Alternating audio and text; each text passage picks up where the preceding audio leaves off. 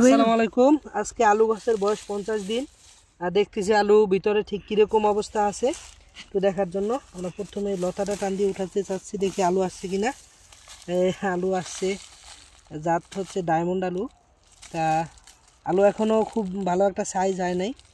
এবং দেখেন এই আলু যে লাগিয়েছিলাম, এই আলুটা কিন্তু এখনও পচে নাই, এর আকৃতিটা কিন্তু এখনও রয়ে গেছে ঠিক কতটুক আকৃতিতে আমরা কেটেছিলাম আলুটা।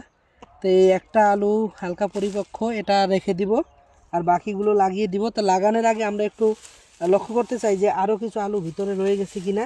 মনে হয় থাকার কথা না, তাও এই একটা ছোটো পেলাম, কারণ যেহেতু বয়স বেশি দিন হয় নাই, তা আরও কিছুদিন অপেক্ষা করতে হবে। শুনেছি এগুলো হাতে টান দিলেই চামড়া উঠে যাচ্ছে, আসলেই হাতে টান দিলেই চামড়া উঠে যাচ্ছে। তা এবার এখন লাগিয়ে দিব, এটা লাগিয়ে দিব, যদি বাঁচলো না বাঁচলে এটা নিয়ে খুব একটাই নাই। আমি নিজে দেখার জন্য যে আসলে আলুটা এখন কি অবস্থায় ছিল এটা দেখার জন্য।